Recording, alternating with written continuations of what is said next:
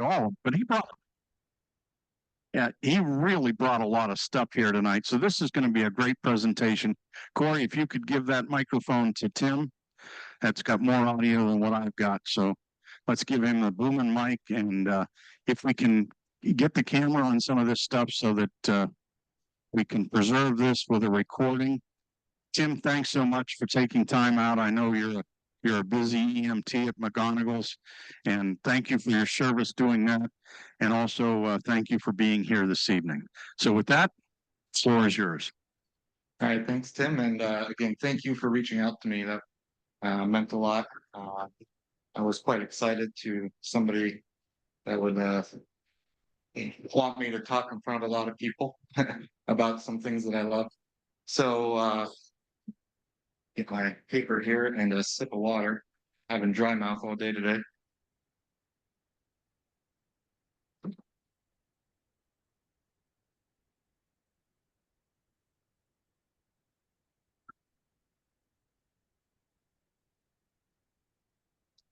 Fancy paper here.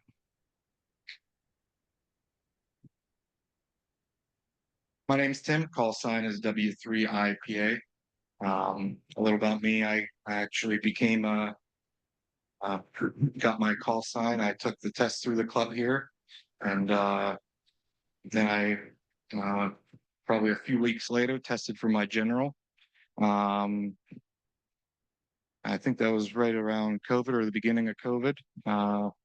So I figured with everything locked down, I started another new hobby, and this has been one for the books, definitely, because this hobby definitely has so many different varieties to go down. There's something to do 24 hours a day, 7 days a week. And if you get bored with something, there's something else that you can learn and go down another rabbit hole. And for me, I started on 10 meters. Once I got my tech, I went right into playing around with 10 meters and started around with the HTs on VHF and UHF on the local repeater. And then I started to experiment to see really how far I can push things. So that's when I got into satellites. Satellites is shortly after I got my license, I got right onto the birds and being able to work countries and the other side of the states with just your HT, a couple watts, and an antenna.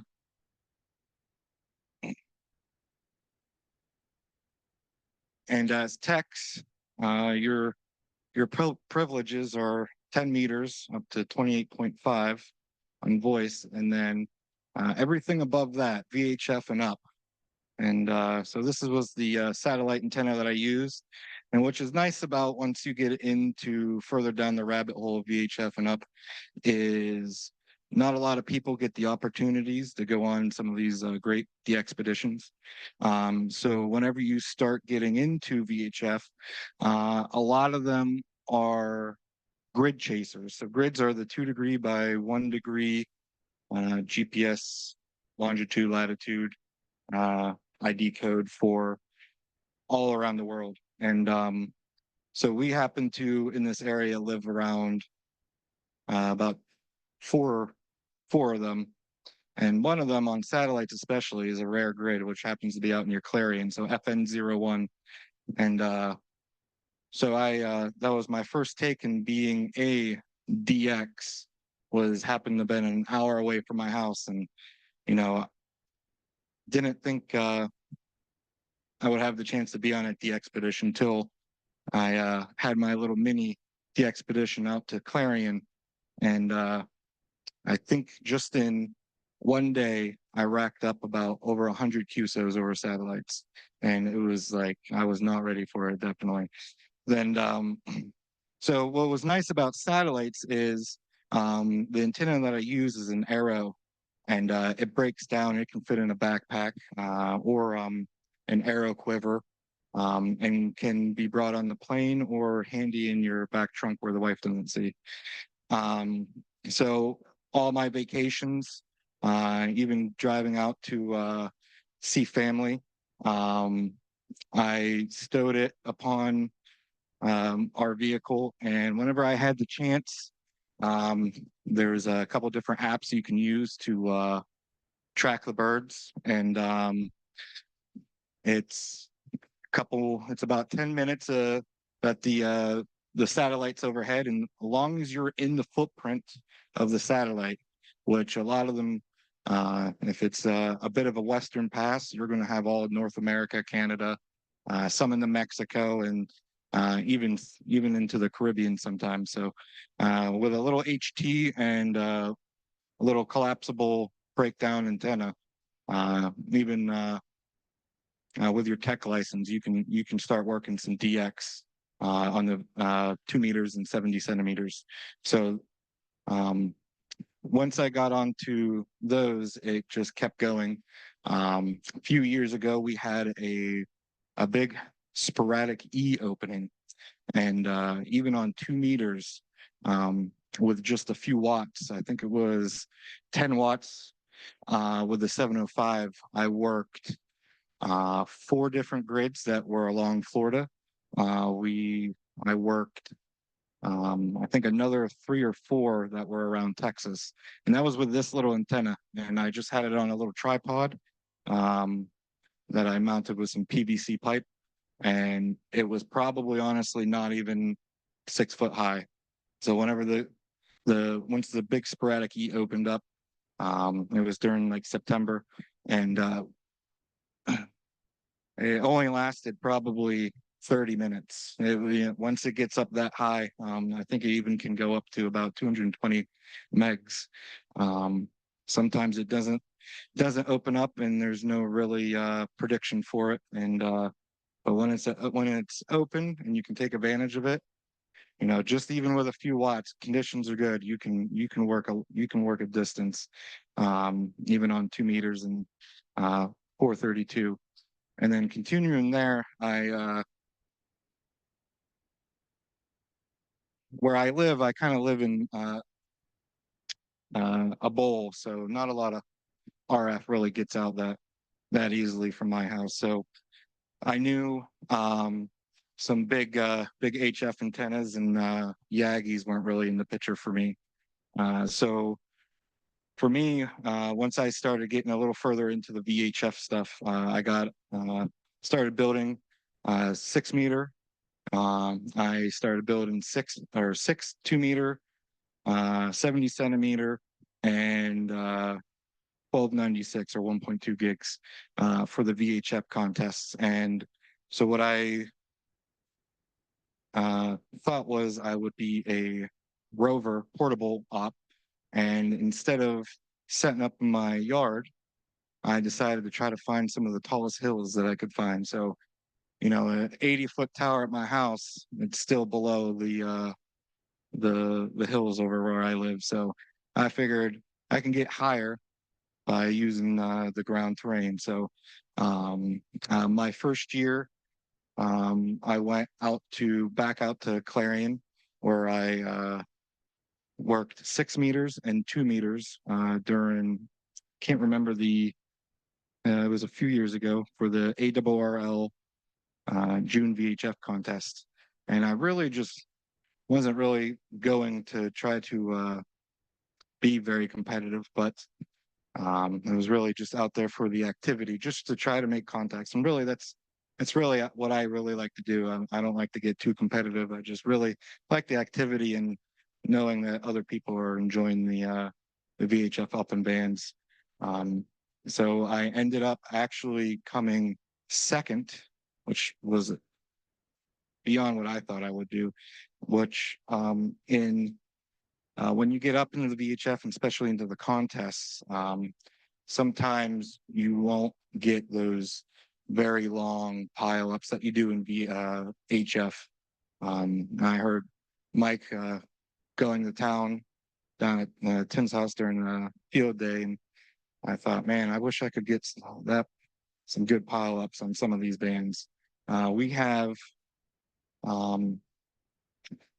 once you keep going up from 6 meters, 2 meters, there's many different propagation modes that you can take advantage of. And this is where the the VHF and up into the gigahertz start to become very, what attracted me was the propagation modes. So uh, we'll have tropospheric ducting and scattering, and sporadic E, which a lot of us probably are on 6 meters and take advantage of all the sporadic E openings that we have, and some of the tropospheric ducting conditions that we can get in this area. It definitely seems to, with the Great Lakes, definitely seems to be a very good uh,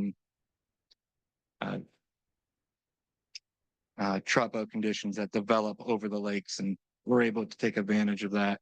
And and then once you get up into the gigahertz, um, they start to reflect off of not just the not the ionosphere, but they start to reflect off of a lot of objects, particles.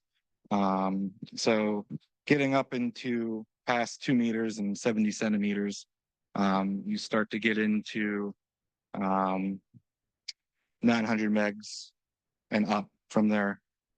So how many people have 9700s here? The ICOM 9700s, the VHF, UHF. How many have used 1.2 gigs? Yeah. Have you made a bunch of a couple contacts on it? Just a couple, maybe local. Yeah. And that's the thing with once you start getting up into these bands, due to how the nature of how the conditions and how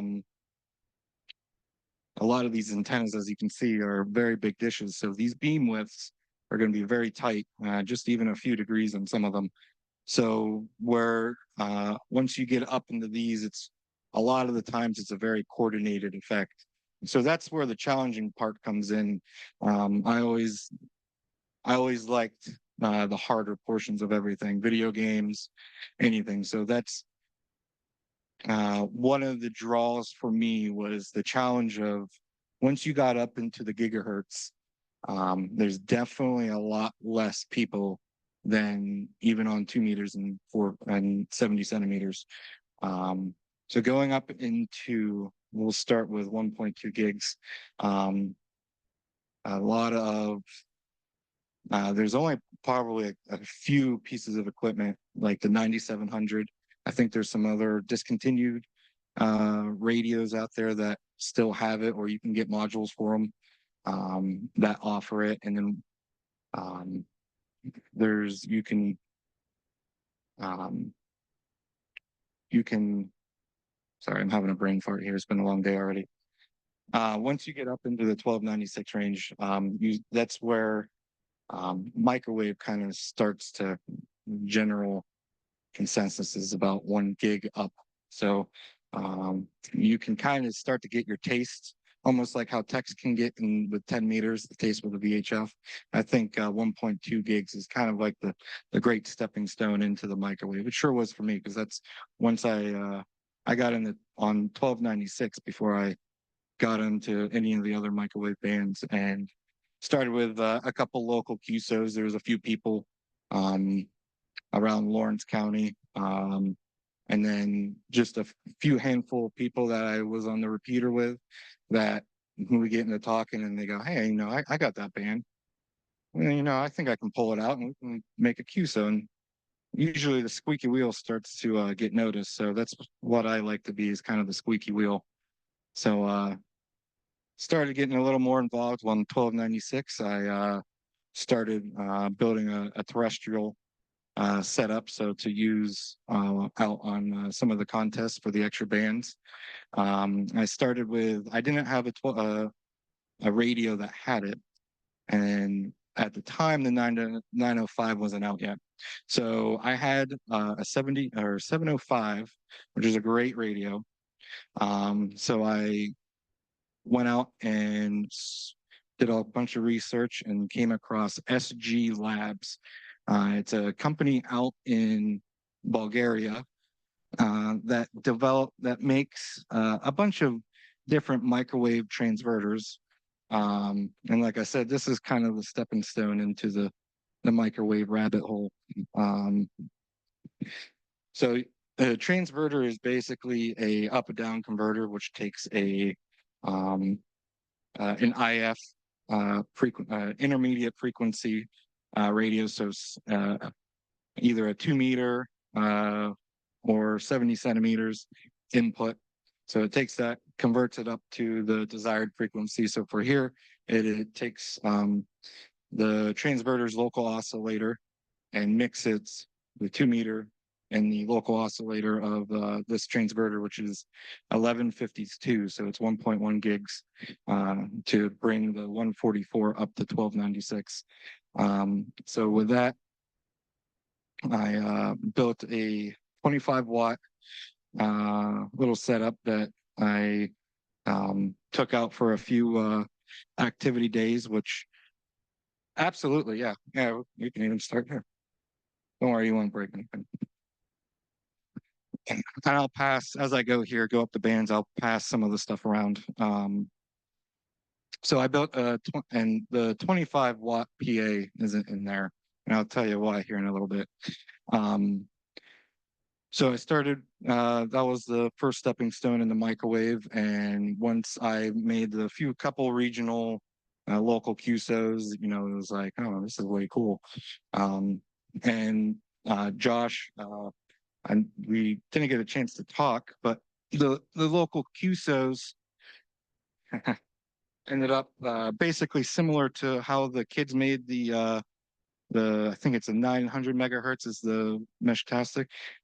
Started off with a little PCB antenna, a little PCB Yagi, and very similar. It's, you know, copper strips laid on a little PCB board, and it's just a little 2-element Yagi, and that's all it was. I was making local QSOs with that, and I recently made a QSO up at the lake with this antenna that was about I think about 30 or so miles with just, I think of maybe a watt or 2 watts out of that little transverter into a little PCB antenna. And that was going through some obstructions. And once you get up into these bands, a lot of things play an effect that attenuate the signal. So trees and everything else. But I like to build a lot of things, and these bands tend to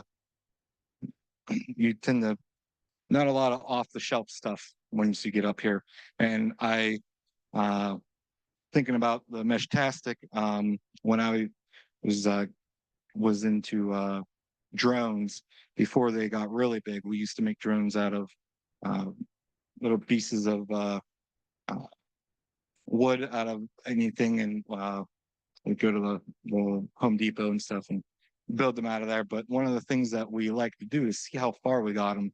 And I remembered building antennas and there was a Pringles can one and I think a Campbell's soup can. But this was my other 1296 antenna, which is just a 3-pound coffee can that I use. The back of the coffee can ends up being your reflector.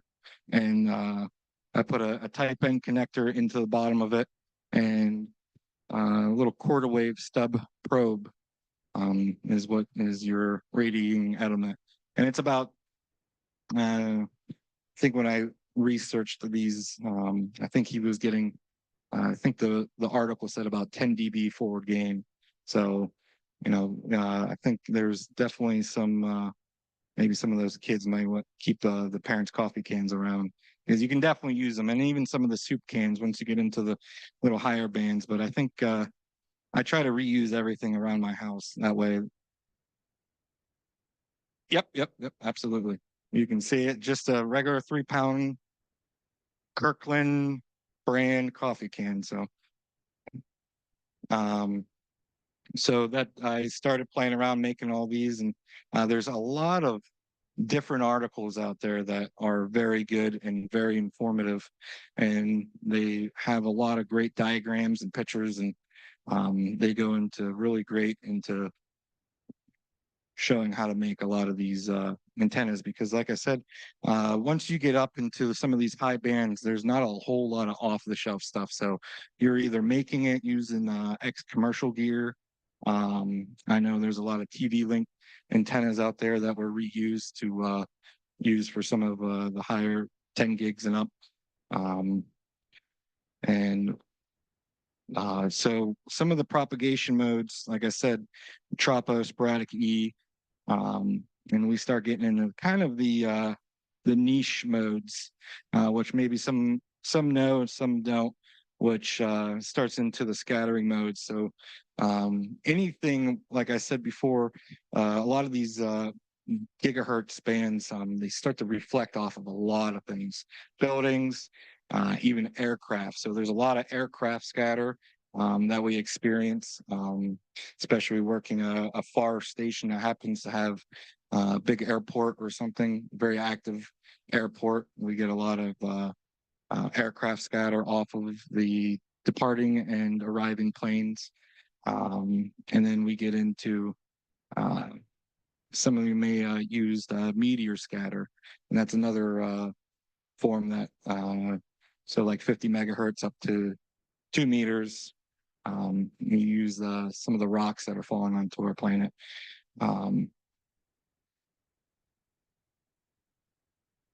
Yeah, so let me get some of these. I'll pass around this little box. A lot of the times in the winter, so I'll start over here. These are some of the microwave transverters that I had actually built. And once you start reading into a lot of the microwave stuff, you hear a lot of people talk about plumbing. So I was in the plumbing section a lot. These are all different pipe caps that are used to help with tuning the bands that they're made for. So we got 1296, 2.3 gigs and 5.7 gigs. And a couple of them aren't finished. I'm still waiting for some of the components, which happen to be on worldwide back order. So some of them are still not finished, but you can see some you can if you can't get some commercial equipment, can't get some stuff off the shelf, there's definitely homebrew options that you can do, and just to get started into the bands. A lot of them actually just only produce anywhere around 8 to 12 milliwatts, which when I say milliwatts, some of you are probably, that's not a whole lot of power. But whenever you get up into the bands, as you can see, some of these big dishes here, they create a lot of dB gain once you get up into these bands. So then the higher you go up, the more gain on the dishes. So with 1296, since I'm in a bowl, there's not a whole lot of RF coming out of my part of South Hermitage. And I started to really like microwave a whole ton. So, and with 1296, there's another surface that we can reflect off of, and we can use our planet's own satellite, which is the moon. So this is my EME setup. It is a foldable fabric, 1.8 meter dish, so it's almost about 6 foot. And I use the transverter that is in the metal enclosure. It was 12 or 25 watts, and a lot of us in the satellite community had a new bird come out about a year or so ago. It was Green Cube, and they were using a lot of big 432 antennas to work it. And a few of them decided, well, I have some power. I got this big gain antenna. Why can't we point it at the moon? And that's what kind of got my curiosity, because when I was getting into the hobby, EME was kind of like, you need big dishes, big power. I don't have that. So they started working EME with just their handheld satellite antennas, and 50, 60 watts. And they were using the WSJTX, which happens to be a very good software for low powered, as many of you probably used on HF. It works really well with low power VHF and up, especially for EME. So I took my terrestrial 1296 setup one day and decided to learn a little bit about EME and just take a listen, because I wasn't sure with satellites, and amateur radio, you always want to listen before you transmit. And I wanted to see if I could even hear anyone on the moon. And sure enough, I started getting decodes with just a 35 element Yagi, which I don't have. I was running out of space in my little escape. And so that was another rabbit hole that I dove down, was into EME. And I could do this in my backyard and play microwave.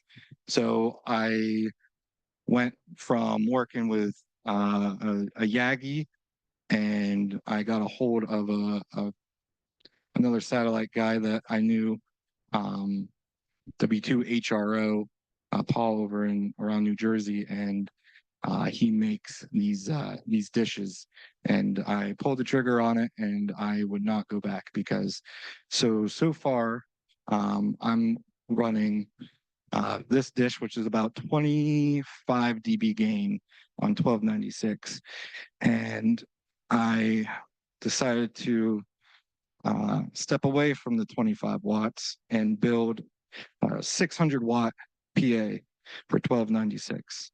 So I'm not using the full 600 watts.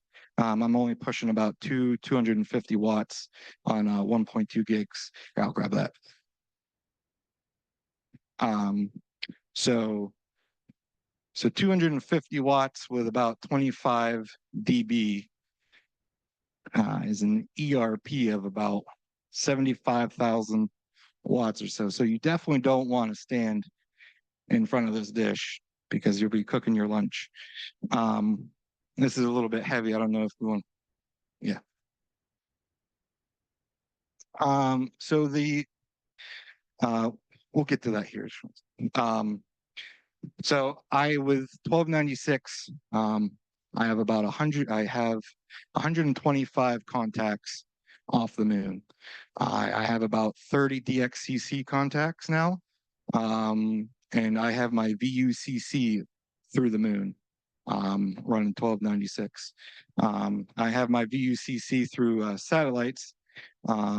So after that, I started going up and up into the bands, and we'll go up from here. So once we get up into 2.3 and 5.7 gigs, you can start to really use some of the commercial equipment that is very handy to us. So like a lot of the Wi-Fi stuff on 2.3 and 5.7 works really well. This is my 5.7 gig setup. It's just a Wi-Fi little 20 dB panel that is used, and I just have the transverter there attached to the back of it. Run my my leads, and you're off with that. And I'm currently working on 2.3 gigs EME, so that's going to be hopefully here in the next month or so. I'll be working 2.3 gigs during the ARRL EME contest, and I'm getting up. Let's see, 5.7. We're getting up to 10 gigs now. So I won't pass this around, but I can lift this up. So this is, and I forgot the tripod. So this is 10 gigs, 368 megahertz. This is what I use majority. And once we're starting to get a lot more people come onto this band, especially with the introduction of the 905. And I know there's a few new 905 people in this area. And once new microwavers get on the bands, everyone tends to hear about it, and we kind of converge on them, and let's get them on the air. This is my 10 gig setup. that I use a lot. This is 8 watts out, and I have it's 3 watts in the 8-watt PA, leading up to the coax relay into the feed there. And this is just a free direct TV dish that I found that somebody had that were given away. So that's what was nice here is 10 gigs can work. You can reuse some of your satellite TV dishes that are on the side of your house, and really have I think some of these make up about 30 dB. Um, so this uses 8 watts, and I have a low noise amplifier to really dig out the weak signals that we can experience sometimes going portable and working other 10 gig stations from afar. And a lot of it's starting to get heavy. So a lot of times we use the IF radio, which is usually a QRP radio. So any one of your 817, 818s, some of the older Yaesu 290s, FT 290s, or some of the ICOM, we use those because they only take a little bit of power into the transverters to get them working. In the 705 makes a really good IF radio with the waterfall. You can find wayward signals, which happens because once you get up into these high bands, sometimes the frequencies are off.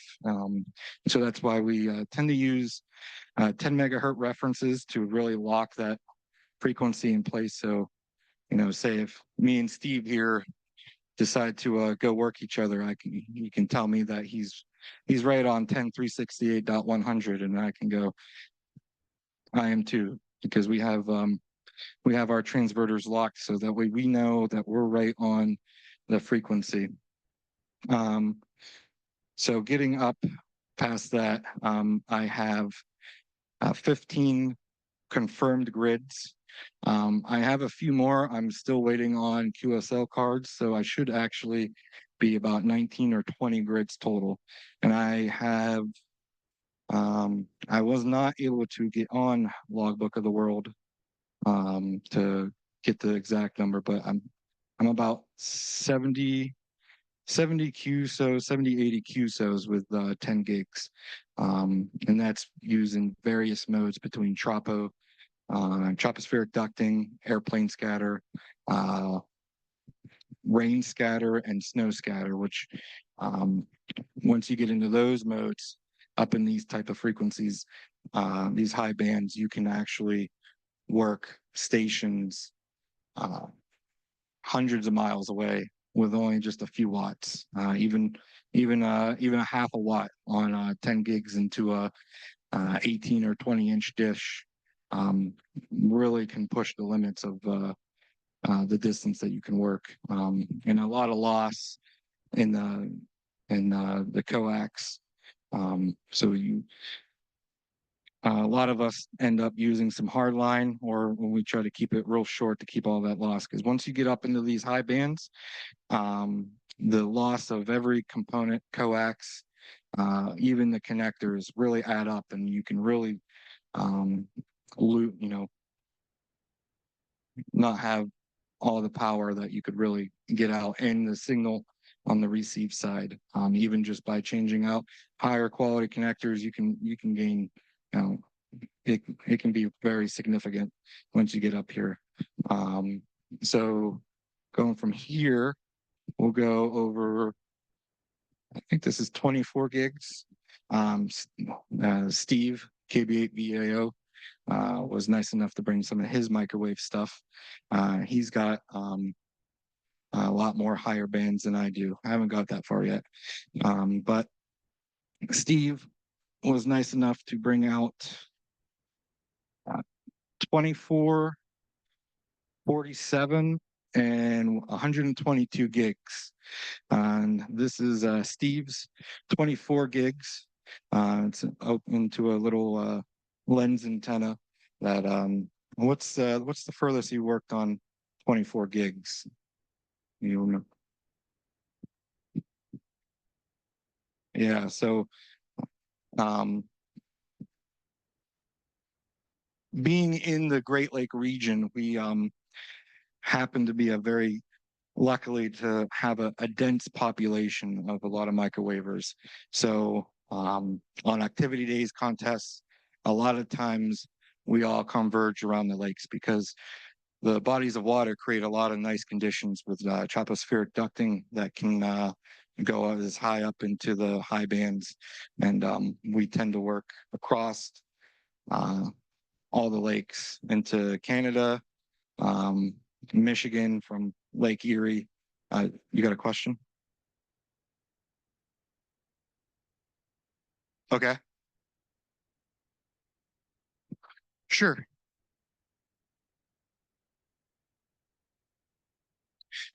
Yeah, so the question was about these satellite TV dishes normally are tilted up to point up at the sky where the satellites are that are coming bringing the TV signal or whatever down.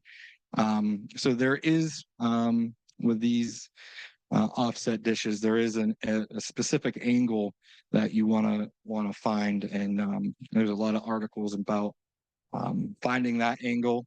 Um, but some of the tricks you can do is some of these dishes come with the LNB, the feed, so you can tend to get really close by just copying where that feed is, and that gets you right into the ballpark because some of these dishes usually run around, operate up about I think 12 gigahertz or so, whatever the KU band, I think is about 12 gigahertz. So it actually works pretty perfect on 10 gigs and even down to 5 and up from there. So you can get a really good idea of if you happen to have the feed, you can get a really good ballpark and you can really fine tune it afterwards. And okay. Hmm. Yeah. Yeah.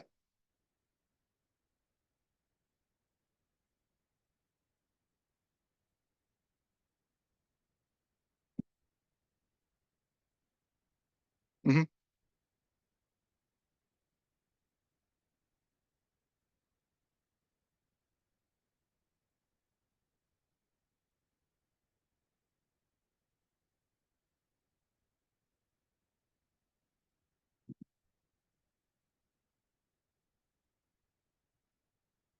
Oh, there you go.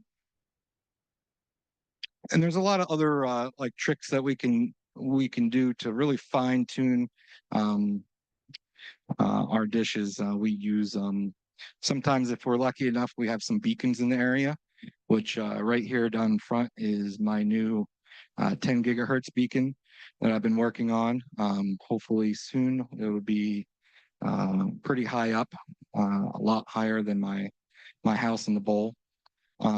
So that with especially a lot of the new people that are getting into the band and on 10 gigs, especially with the 905 that came out, there will be able to have a signal source that way they can listen in on and listen for especially some of the conditions that change with some of the storms that roll in.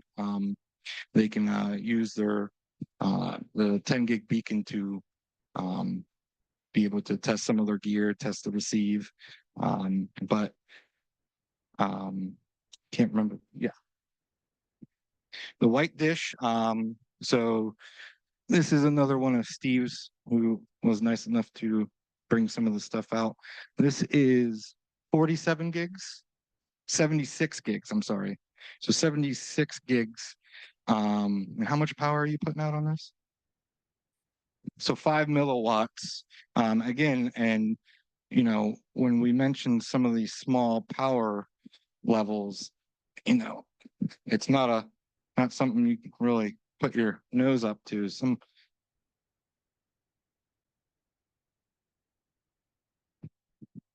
Um, yeah, with how much dB or rough?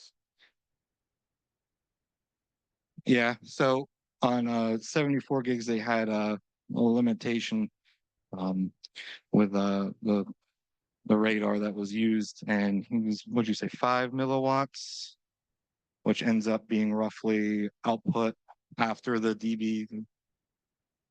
Yeah. So what was that again? So you're looking about 315 watts ERP after even with this little dish. And like I mentioned before, the higher you, more you go up in the bands, these dishes start to you gain a lot more dB. So this was 74 gigs. And what's the furthest that you worked on this?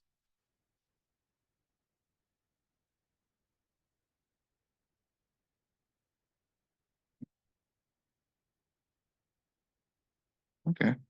Um, so the, there's a lot of people think that some of these bands, they're very much just from even me to everyone here away workable. And you were able to extend with these dishes to be able to put out the dB to extend the range of these. And there's definitely many, all these uh, bands, modes, each one of them can have lengthy presentations on. So I'm trying to skim over as much so everyone can at least get an idea of what we like to do uh, other than HF. There's a lot more. I think there's about 7 or 8 bands, about 7 different bands here from 1.2 gigs all the way up to which the next one is 122 gigs, which is this little guy right here. Could I pass this around? This is from a gentleman in Australia who makes the boards for these. And he actually, I believe he makes the feed for it too. Um, and this is 122 gigs. And with this little lens in front of that, gives you, what was the dB gain? 13 dB gain with just a little lens there. Um,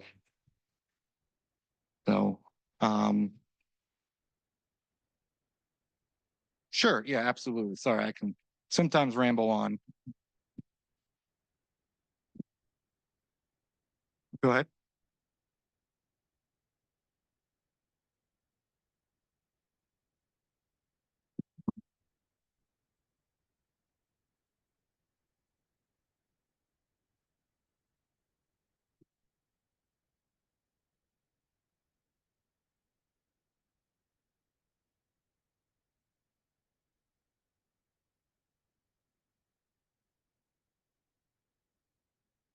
Mhm.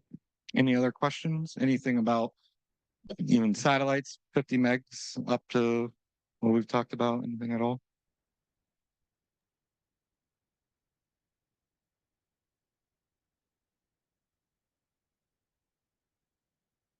Yeah, so a lot of these bands are very coordinated. The challenge is finding others and arranging the QSO. Yep, you do that through internet, phone, texting. There's some different forums and uh, websites that you can get on, and I get a hold of everyone. Some of them are our information, especially once you get around some of the contests. There's a database that will enter in all our information, the bands that we're going to be using, where we're going to be. And so that way everyone can kind of get an idea where we're all going to be at. So we can get an idea if we're going to be able to work them. And again, once you get in these high bands, a lot of things can keep you from getting the signal out. So trees, um, hills, big mountains, you can push a lot of power out, and a big pile of dirt's going to keep it from going any further. Yeah. So this was 1.2 gigs. So I went from 25 watts to the amplifier here, which I bought the center portion here, that is the copper pallet. This PCB board was put together by W3IPA, and then I had to build and install the heatsink, make the enclosure, and get everything all together. And this is what I was using to work EME. So I was using the little transverter that was put around. So max is 600 watts with this. And I'm only driving it to about 250 watts. And really, if I can hear them, I can work them off the moon. And I get real nice signal reports with the setup that I have. I'm using a computer server power supply at 50 volts to power it, and then 12 watts for the bias to turn it on when I key it.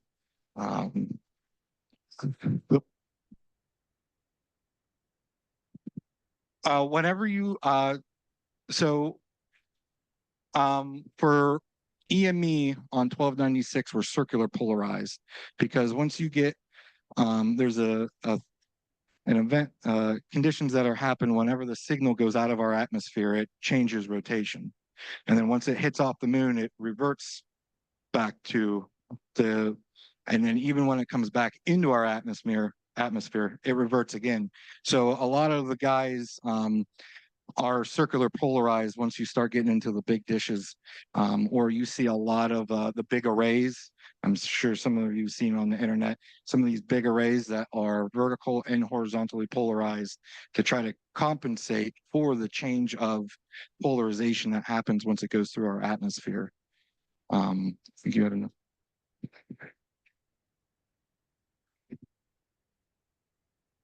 Oh, thank you. Yep.